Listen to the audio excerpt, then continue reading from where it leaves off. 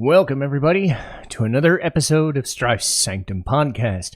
My name is Citizen Strife, and we're doing another Fall 2024 anime review / discussion. So, as usual, spoiler warning, only shows that have been uploaded with dub versions so far, so anything of that sort, so that I've got everything up to date. So I might be behind everybody else, depending on what the uploads are at the given time. One show in particular is a few episodes behind where it needs to be. And just other things in general is like, if I've dropped a show, watch those other videos as to explain why. But I've stuck with the kind of 3 or 4 that I've been talking about for the last few weeks. And, for varying results here and there. But we'll start with the bigger one, Dandadan. And really, the longer this show goes on, and they're up to episode 11, I can't say I'm frustrated, because I know what I'm in for, but I think the allure of the weirdness is starting to wear thin on me, because it is what's making the show interesting. But I'd rather the characters just shoot the shit, right? I was kind of happy with Momo and Okarun being like weird romantic partners, and then Ira getting in there and having a love triangle sort of thing. I know they add in Jin, who's honestly his persona drives me kind of up the wall. Like his brand of weirdness, which I imagine is a put on, but it could not be. And if anybody saw that episode, they'll understand what I'm talking about. That kind of like fully coolly off the wall weirdness is what is driving the show, but if it doesn't work, it wears thin and just kind of aggravates me, because there's not really a grounding. When the characters are just having time to breathe and, not dealing with stolen banana, it's kind of nice. So now to have a character who is basically like, yo, I'm weird, I love you, and yeah, you're cute, he's just a fucking, like, the discussion he had with Momo at the freaking dishes, where he stopped, he dropped the facade and was like, an actual person rather than, like this faking just fuck, A lot of what this show does still revolves around episode 7. I know I'm going to keep bringing it up because the further it goes on, the more I'm going to harp on it, because a show with that level of like quiet contemplation and intensity does not need all of the crazy sounds and lights and weirdness and shit. Some people are going nuts for it. I'm starting to just be like, those episodes with the aliens coming back, I got more out of them showing up nude in school than the fights with the aliens, honestly, because it's hard to follow.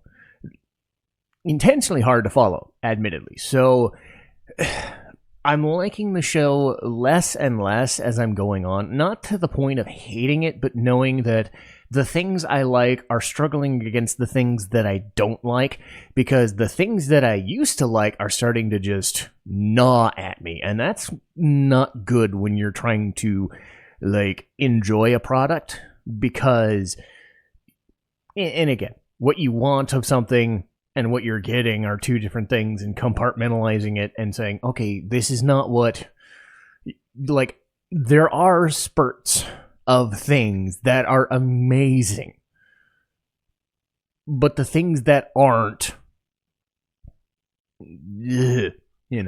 and to be fair, some people might like the weird, crazy shit, and that's exactly what the show advertises, and I know that that's what the show is doing, but I think I'm probably in the minority of saying I like the quiet, I like the contemplative, I like when the characters aren't being chased by people trying to steal their nuts or their dicks, That being said, when it's okay, like in the span of episode 11, when I just hear an anatomical model just running roughshod through the city and screaming at the top of his lungs, that I can get my head around a little bit.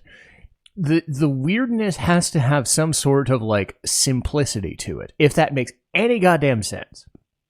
When they start talking, when they start, internalizing the weirdness and trying to justify it, the longer you spend trying to talk through the weirdness, the less exciting it is. And that's where the trouble starts. When you just have a guy, oh, I'm running away because I'm a fucking weirdo, because I have a thing and I'm going full speed. Try and fucking catch me. That's cool. That's funny. Because there's a point of diminishing returns, which I do think a show like this would wear thin depending on your tolerance. So I'm still loving it, but call it just sometimes it's too much for its own good. Nina the Starry Bride. Last couple of episodes I wasn't really that enthusiastic about, and it's kind of just floating itself to the finish at this point. There's nothing that's trying too hard outside of, Nina still being a good character. I do enjoy the fact that, like, they have at least shown who the main king/queen of this Golgotha region is. And, in the dub, she's voiced by Elizabeth Maxwell, so I'm happy about that, because Elizabeth Maxwell is great.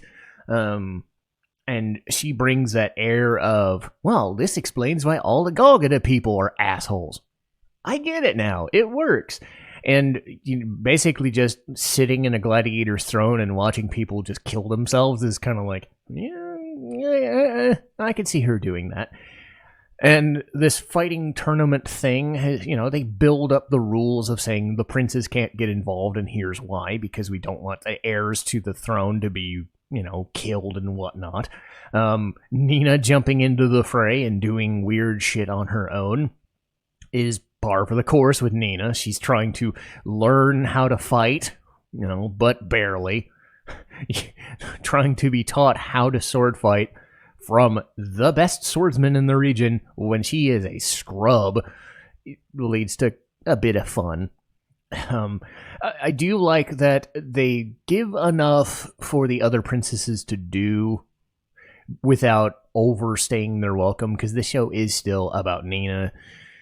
I'm still trying to internalize this whole, like, Azure set love triangle thing, like how Nina's gonna get her way out of it, because there's still, like, what, 2 episodes? I mean, is there another season? I don't know. This year seems like they don't have another season, but it's like there's a lot of stuff you could do with these regions, but they don't really focus on it because it's like pure romance show. And, they give you kind of enough with it, and they even do the backstory of the star people and all that stuff. I'm like, that's kind of what I was expecting they would delve into more, and you don't really get that. So they're giving you like very basic cliff notes of where these regions and why these regions are. And again, it's not overwhelming. The show is trying to be a romance show with an interesting protagonist. So I suppose like their priorities are, let's focus on the romance first. Let's worry about the setting and the whatevers later, because that might lead to it being a little half-baked, but again, it's all right. So I suppose that's fine. Now, if it had the amount of shows like Natsume's Book of Friends had, then they would probably spend more time, delving into the intricacies of their world if they wanted to. Because Natsume's Book of Friends, I'm up to about season 6 now. And yeah, this continues to be kind of the best thing. And I'm really glad I kept binge watching it. Because for all the faults that I'm having with the other shows right now, this one has pretty much stayed where it's going to stay, which is, we know what we are. We're not trying to give you anything different. You pick it up where you need to pick it up, and you get an episode of things. Getting into season 6 and into the OVA, was it a movie, I think? in between 6 and 7, because I'm getting close to where they're starting to upload 7 again. But Natsume's book Friends establishes so many things, but they also give you so many different points to jump off of and tell different stories. You're following Natsume and Master Kitty Cat here and there in their misadventures, but seasons 5 and 6 are giving you stuff about other main characters, like what does Natsume's relationship with different parents and foster parents, how are they internalizing things? How are relationships in school being changed because Natsume can or can't see yokai and it makes him sound strange? And he gets friends. There was one episode where this girl that he had attacked, supposedly when he was trying to protect her, said, "No, I'm actually protecting you from a yokai, but you can't see it." So she slowly kind of accepts that he can see things, but parents and whatever telling her get away from him because he's a weirdo, because you get that gossipy bullshit, and you're trying to discern staying friends or not staying friends or accepting who he is because everybody else thinks he's just a fucking weird kid. So you get the you get those episodes with him in there, or you get an episode now with the Fujiwaras, who admittedly are pretty basic as far as characters go. They are just foster parents. They are nice people, but they gave you 6 or 7 seasons to get to know those characters. They'll spend time digging into Natari's backstory after having met him about 10 or 15 times, and how that ties into Seiji, who early on is a complete asshole, and that has not changed. So, Natari is essentially what Natsume used to be. And then Matoba is just a fucking asshole. An arrogant fucking asshole. He's good at it. He's good at his job, but he's an arrogant fucking asshole. So you don't need to overthink it. You don't need to overthink stances. Then you have the episodes where Natsume just continues to either get... I'm starting to see episodes now where they're framing Natsume just running away from yokai as the thing. Whether he's getting saved by something, gets something stolen from him... some episodes are with his weird yokai friends of 5 or 10 people showing up and doing things to help him or get him drunk or something. Or he has, Tanama and Taki, who are the two that know he speaks to yokai, helping, or he's helping them. So everything that has been building on builds upon itself but stays episodic. So it's really nice when you do delve into, okay, well, this person I haven't talked about yet, I now get an episode to learn about, okay, that old lady who was with the Matobas, she has a backstory. Well, of course she does. Let's delve into that. Let's spend time with Miss Fujiwara, even if she's not all that interesting a character. We've been around her enough. We'll give her an episode. This show has the leniency of its episodic structure to where it doesn't just have to be about the yokai of the week or the yokai of the day. But if you're given, little bits and pieces of every single relationship and you're still building on those foundations, you can jump off into many different points without it seeming ridiculous. I don't know how long this show's gonna go because we're on to 7 seasons now, and I'm I can kind of pick and choose episodes now, and I kind of know where, if I'm interested in them, because I also do kind of feel like I just want to get to the finish line. But I never feel like I'm wasting my time watching an episode either.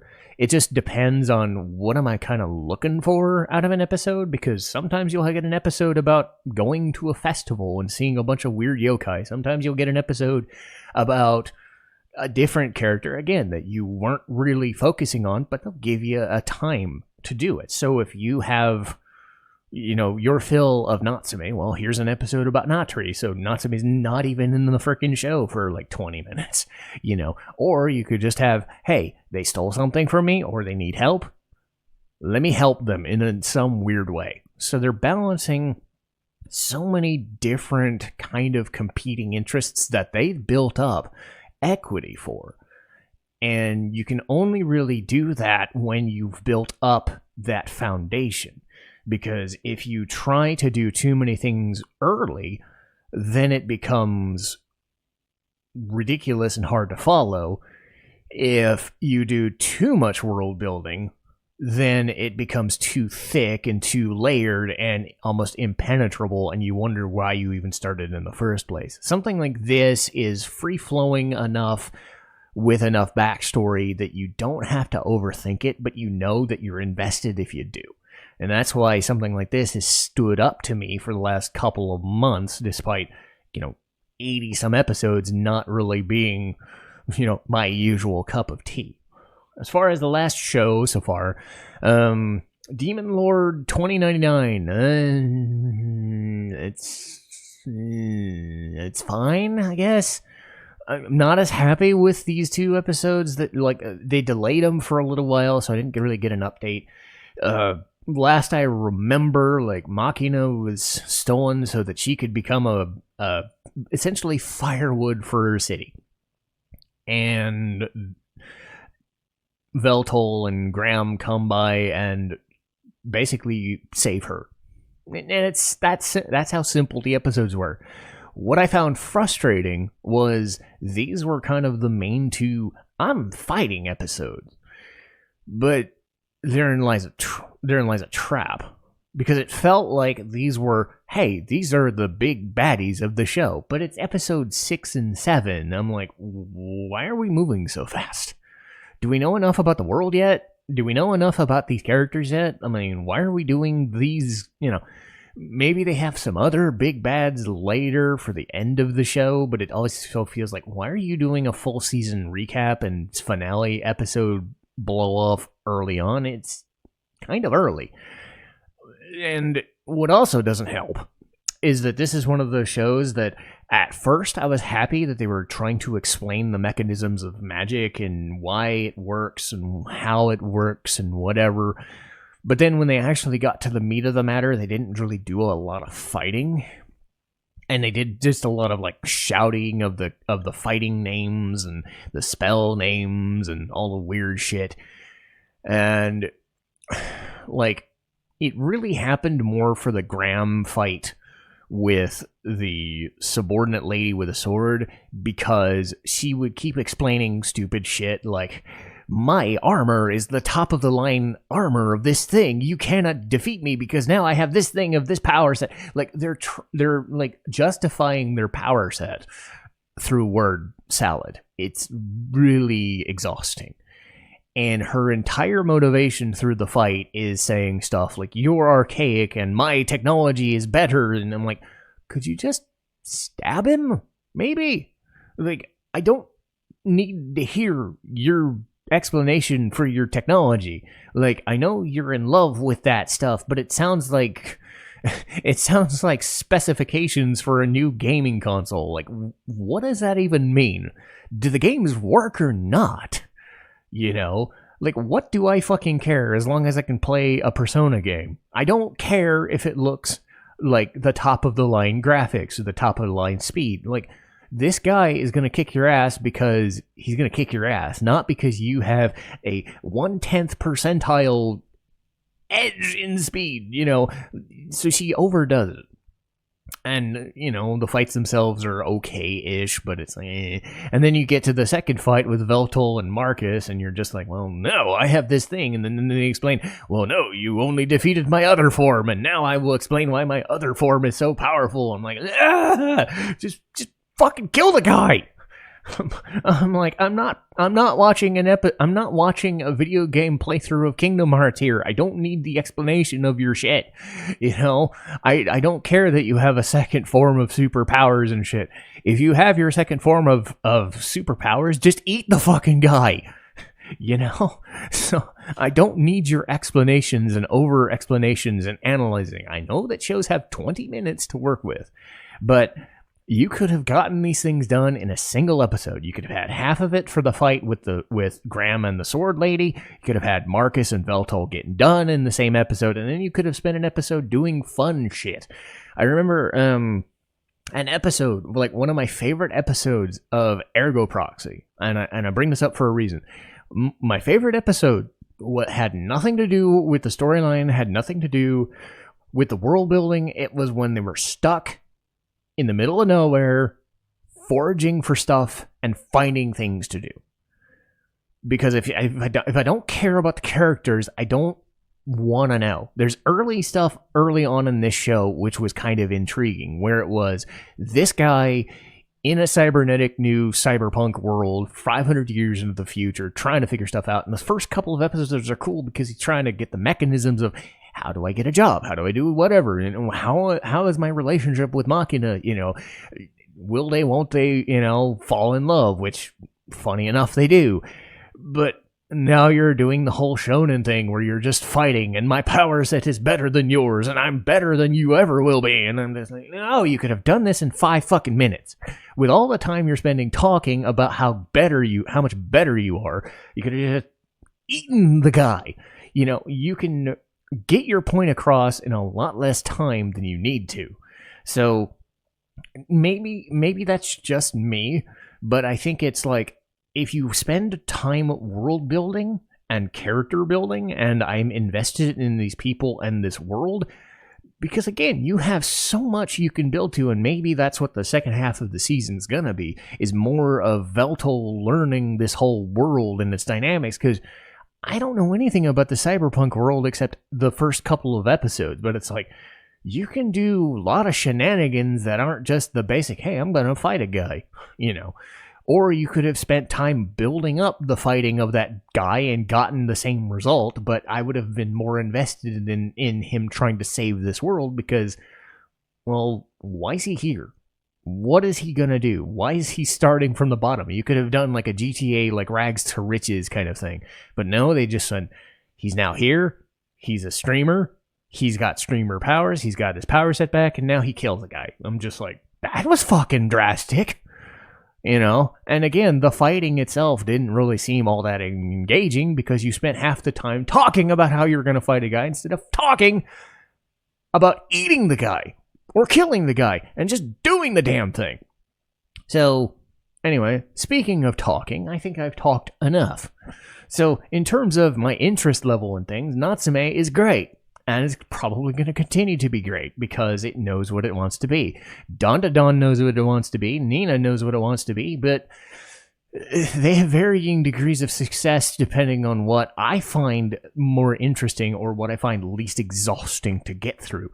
And then, Demon Lord 2099 is kind of on that verge of, well, you're moving way too fucking fast, dude. Slow it back down to the stuff that could be more enjoyable, and maybe I'll be back on the bandwagon. But of those, it certainly seems like Demon Lord is one that I might drop, but I hope I don't, because I've been invested 7 episodes in. I hope I don't drop it later. So I'll see what the next set of episodes get me. But that'll be enough for this round of discussion. Let's see where I'm at in terms of episodes. So we did an episode of that. Okay. I've already recorded Danganronpa. So we're going to do another run.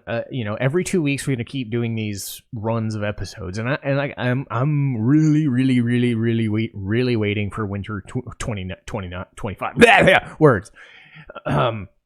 But Higehiro, How I Got Into JRPGs and Anime, East 8, and my phone's being dumb, and Golden Boy, way up in the end of February. So I got a lot of stuff I can keep talking about. As far as other things, I'm kind of working my way slowly through Dragon Quest 3, trying to do other things on the side other than this. My friend and I, Lee and I, are watching Apothecary Diaries again, which is great because you consider that Apothecary Diaries is coming out next season, it sounds like. I'm like, perfect timing to get invested in a great show instead of just these are good, I guess. But, man, it's fun. Anyway, watch Apothecary Diaries if you haven't. See you guys next time. Citizen Strife signing off.